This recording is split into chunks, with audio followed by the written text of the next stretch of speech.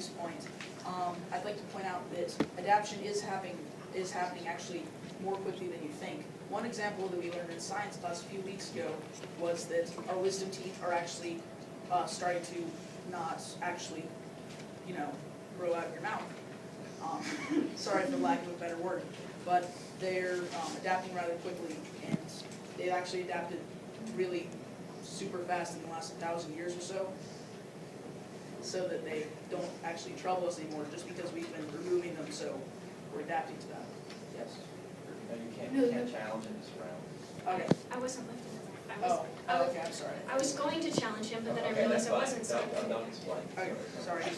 One common theory is also that the Earth is just going through cycles. So far, the Earth has gone through about 5 temperature cycles. If humans have survived one cycle, why wouldn't we be capable of surviving another? As William said earlier, there's the Bering Strait theory, which is basically saying that humans got to North America from Russia by a frozen bridge that crossed the sea. However, how could there be a frozen bridge on a churning, salty body of water that's about as hard as it can get to freeze something over, that's very thick if there wasn't extreme cold temperatures?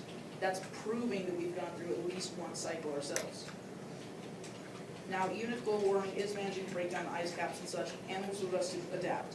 One example of this is the polar bear. As Michael said earlier, the polar bear is actually adapting to eat more land-based foods now that the ice caps are melting, like snow geese, eggs, and caribou. It's safe to assume that other organisms will also follow this trend. And if you refuse to believe that the Earth is warming at a non-drastic rate, how come that scientists have proven that the Earth has only raised 0.9 degrees in the last 800 years? That means that at this rate, it'll take at least 6,000 years before the ice caps fully melt. I wouldn't call that exactly an urgent threat to humanity. We have plenty of time to fix global warming. And when the ice caps do melt, it'll be around year 8,000. If we haven't gone through another ice age by then, which we probably will at the current rate of Earth cycles. All right.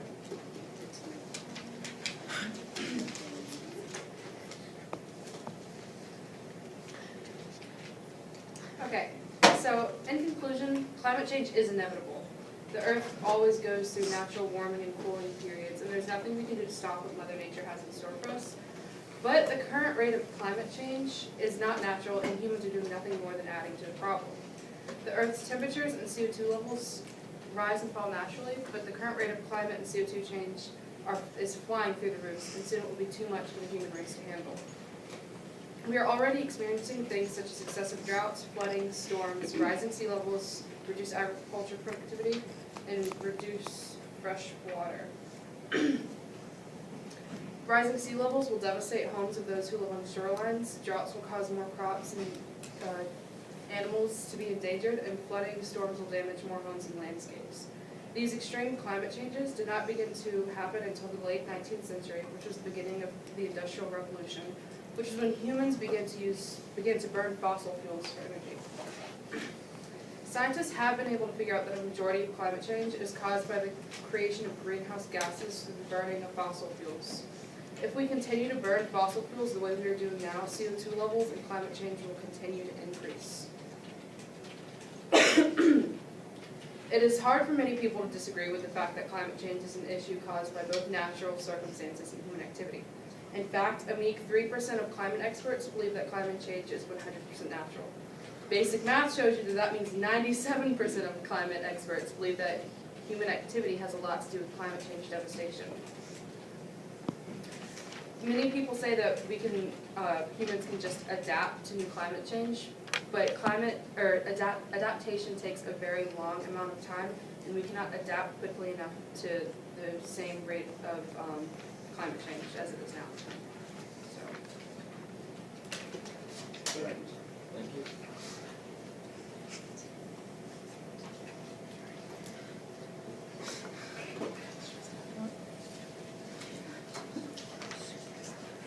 Okay, who's going to take the proposition question?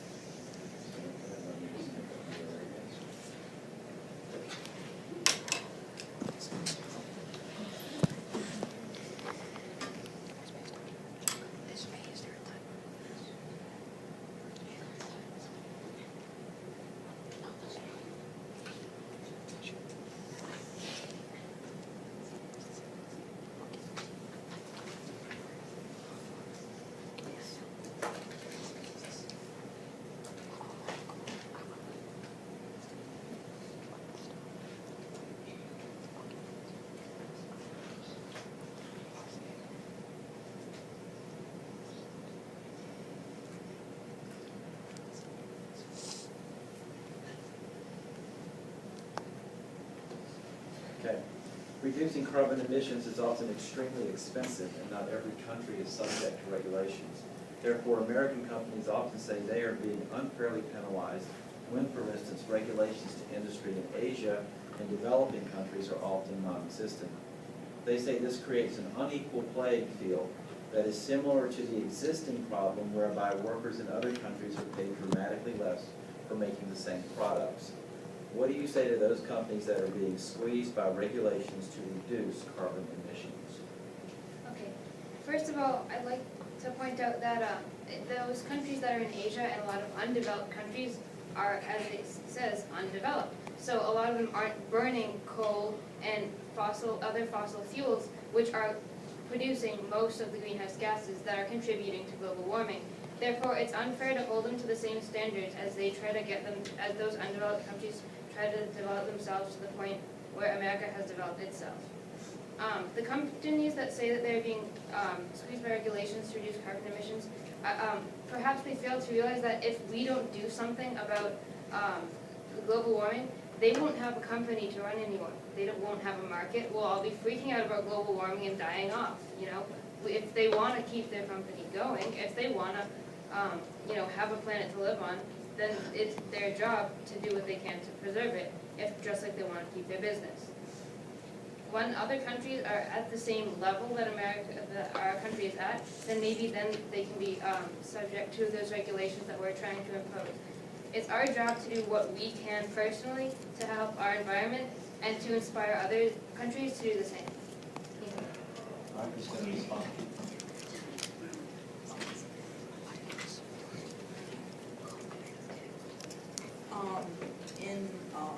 In reply to your undeveloped countries don't burn fossil fuels argument, actually China is the leading country in CO2 emissions, saying that they are actually they output the most CO2 into our atmosphere. So why wouldn't they be able to get their hands on fossil fuels? Just because they don't have regulations doesn't mean they won't have any fossil fuels to get their hands on, which doesn't mean that they don't need regulations.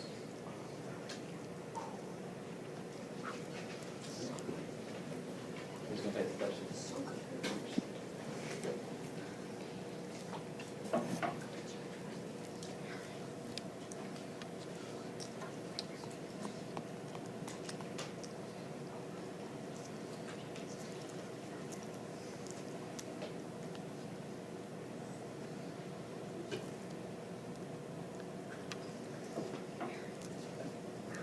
According to recent studies, a 3.6-degree rise in global temperatures would cost the world economy several $1 trillion annually through such consequences as lost crops, flooded coastal land, destroyed fisheries, extreme weather events, more energy for cooling, more desalination for drinking water, and so forth.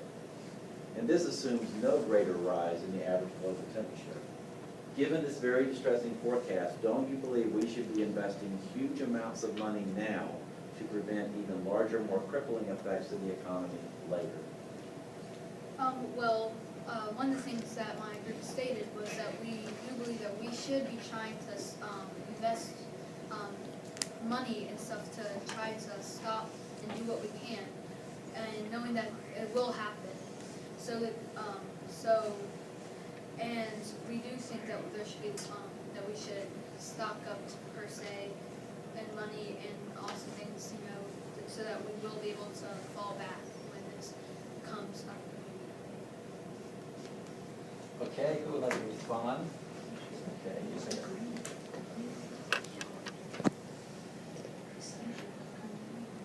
You're up, you're good. I can't really argue against that, considering that he was basically agreeing with us. Yes, we need to change this. Because $7 trillion is equal to this nation's national debt, something that we can't pay off. And something that we can't pay off, and I don't think anyone really has the money to ever do so. So why should we just sit around here waiting for these potential numbers to stack up and up until they become real and legitimate, when we can change it now? No. And these $7 trillion, they represent, it's not just money. It represents the pain that people will have to go through as they suffer from lung disease and malaria that can be caused by these temperature increases. It's the people who it represents the pain of the people who have to starve because their crops have been destroyed and that they can't buy any food. It represents the pain of the people who are left without homes because extreme weather events have taken them away from them. Why should we wait and risk these all happening when we can do something now to change it?